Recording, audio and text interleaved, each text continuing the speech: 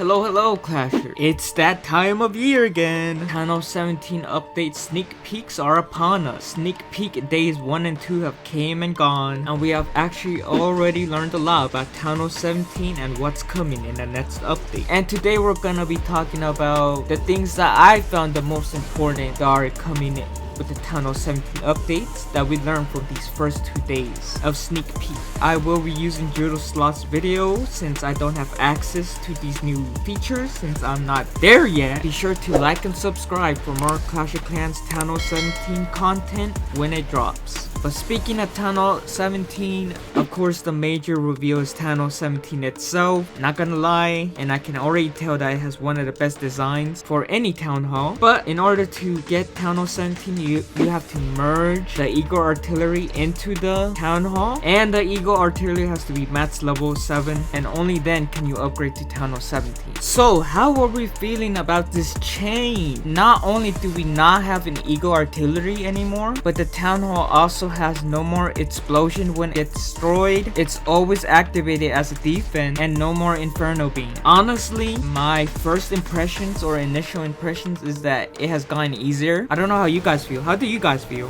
Has it gotten easier or harder in your opinion? For me, I just can't see any other way, but it has made it easier. Not only is there no more Eagle Artillery or Inferno Beams, which were 2 of the most dangerous defenses, but there's also no more Giga Bomb plus Poison Spell Explosion at the end. And the Poison Spell Explosion is what really made me feel my attacks more so than the Inferno Beams or the death damage. It was just that slowing effect over a large radius plus the damage it dealt and a lingering slowness that just made all my troops perish. But now all of that's gone and it's been replaced with this new targeting Town Hall system where it shoots like 4 mortar. The Town Hall does have more range, like Judo demonstrates in the video. It can outrange a siege machine, but I don't think that makes up for the fact that we're now missing an Eagle, which was far more dangerous in my eyes than the Town Hall itself. And skipping around a little bit to day 2, we have the new defense, and this new defense, it just doesn't impress me so far. It just seems too weak and too inaccurate to be a proper replacement for the Eagle. But of course, this is me saying this without actually playing Townhall 17 yet. This is all just speculation, as I don't actually have Townhall 17 in hand right now. Who knows, it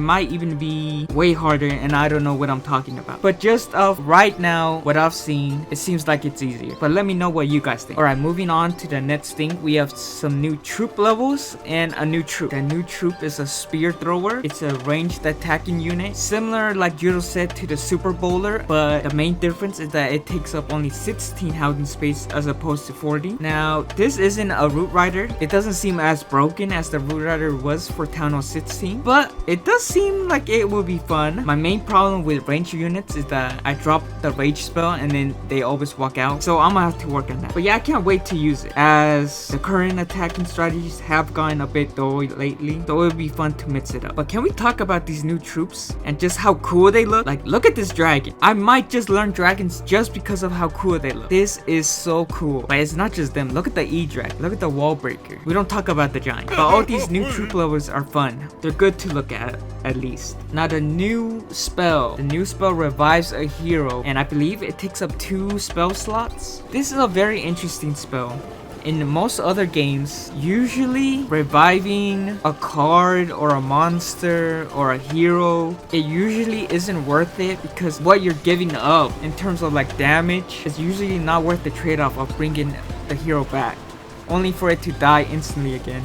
And I think that's a similar case here in Clash of Clans. Once again, like Judo demonstrated, if you revive a hero where it died, chances are it's just gonna die again. But I would say that it can be worth it in some niche cases. For example, I'm sure we have all had attacks like this where your warden has the rage equipment, and out of all the troops in your army attacking the base, somehow he gets locked on by a single Inferno Tower and he goes down somehow, and now you lose that rage effect. So it might be useful there. And in terms of the hero, which heroes it will be useful on, I think the warden's at the top, then the queen, then the royal champion, and then the king. I just think like once the king's giant gauntlet runs out, he isn't worth much to me, but that's just my opinion. Of course, you can use what Judo did in the video and save their ability, but that also creates a problem for your other heroes if you don't pay attention to them, then most likely they will die without using their ability. So it's It's another trade-off that you have to decide if it's worth it or not. Let's talk about some miscellaneous stuff now. First off, let's talk about 2 new defenses. First of all, I already talked a little bit about each earlier, but let's go more in depth. First of all, the Giga bomb of the Townhall gets separated and is now a trap by itself, which you can place around the map, close to or far away from the Townhall. But unlike other traps, it is visible at all times, which of course,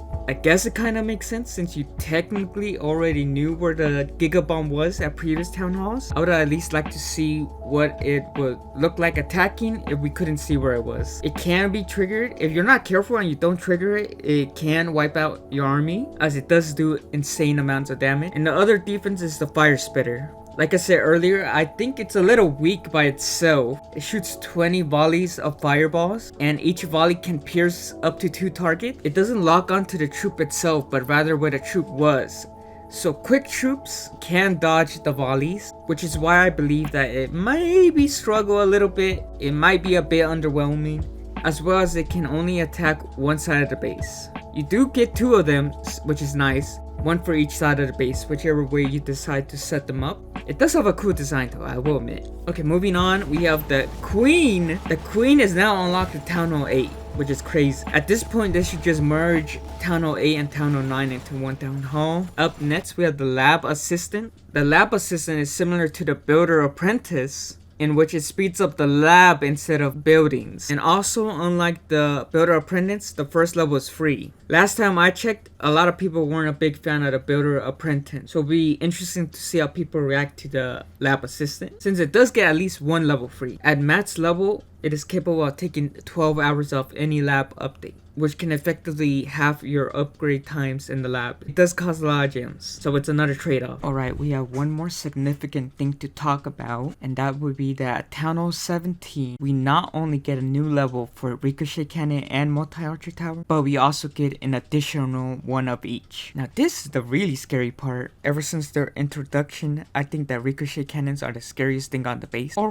I should say one of the scariest things. I swear they melt my troop, especially my Root Riders and Queen and Heroes. And now there's 3 of them and they're level 3. Yeah, that's gonna be tough. But that's it for so far for the sneak peeks day 1 and 2. They still haven't shown a new hero. Well, we know he's not a new troop now because the Spirit Thrower was introduced. So I guess they're saving the big reveal for tomorrow. If I had to guess, that will be what the mystery building is. But so far, Town Hall 17 is looking really fun. I am really looking forward to it. But how are you guys feeling about the Town Hall 17 update? For you lower Town Halls, are you excited for your reduced building update and cost? And especially those Town Hall 8 players, you now get a Queen, huh? But that's gonna wrap it up for me right now. With any luck, the Town Hall 17 update might drop Monday, right? Or this week at least.